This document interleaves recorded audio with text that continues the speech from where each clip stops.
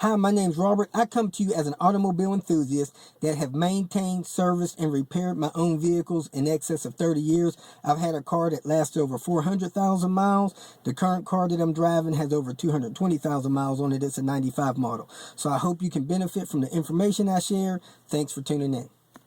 Ready to do an oil change on the Lexus.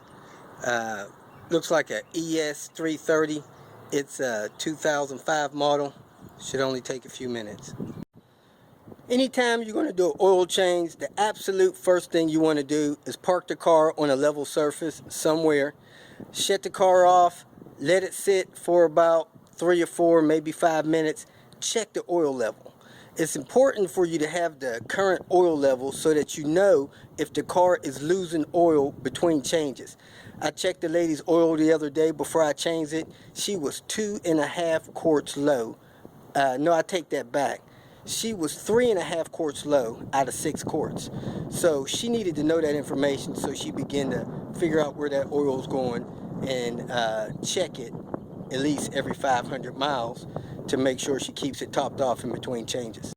It's everything you need to do the oil change. You got your small oil filter wrench, your 14mm ratchet wrench, your OEM oil filter. I don't suggest using any other oil filters other than OEM. You got a crush washer, your 5W30 oil, a couple of rags, and your oil pan to catch the oil that comes out so you can recycle that oil. First thing you want to do is put the car up on the wheel ramps and set the parking brake. Open the hood. Next thing you want to do is set the oil catch pan under the car, and then on the passenger side you'll see the oil pan with the oil pan drain bolt. It is a 14mm. Go ahead and remove that bolt with a ratchet wrench. Okay, I got the oil coming out.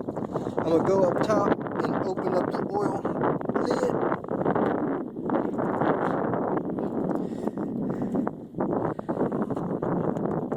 Help the oil drain out a little better. And on the lid it says it takes 5W30, so I don't suggest putting anything other than that. I'm going to use semi-synthetic oil.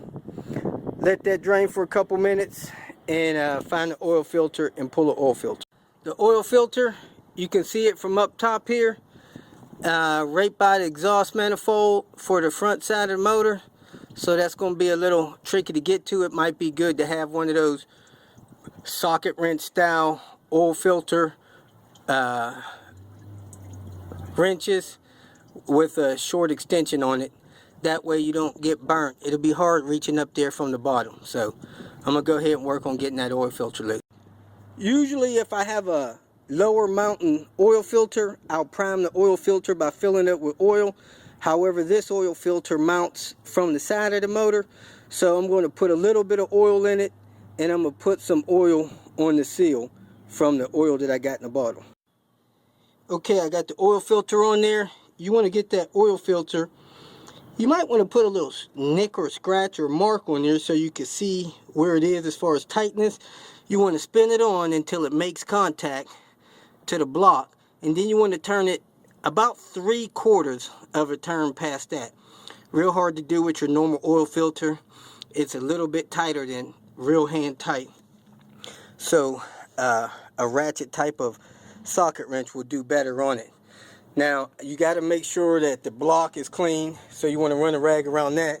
Then you want to come down here and put your oil filter bolt in the oil pan and put that crush washer off and tighten it. Don't tighten it too tight because you don't want to strip your bolt on your oil pan. As you can see, even though I had something down there catching the oil, it still made a mess because when I pulled that oil filter off, the oil from the filter ran down into the splash pan and then dripped across. So I got to get that mess up. And now that I got the oil pan bolt in and the oil filter on, I can go ahead and fill the oil up with 5 quarts of oil. That's what the owner manual called for. And I would use a funnel so you don't get make a mess on top of the motor. Okay, I've added the 5 quarts of oil. I'm going to put the oil cap on, start the car, let the car run for 5 minutes. I'm going to get a water hose and rinse down in that motor where that oil leaked on that splash pan so that you know, the next day or two, if it's leaking any oil, it'll show up. And then I'm going to take the old oil out of that splash pan and put it in that oil bottle and take it somewhere to have it recycled. It's pretty much all it takes to do an oil change on just about any car, but in particular this Lexus ES 330. If you got any questions, go ahead and post them there. Have a nice day. If you feel that this information was beneficial, please like it and share it with your social media friends. Go ahead and subscribe to my page so you will get notification of future videos that I post. You can feel free to visit my website, robertspano.com, post questions, and thanks again for watching.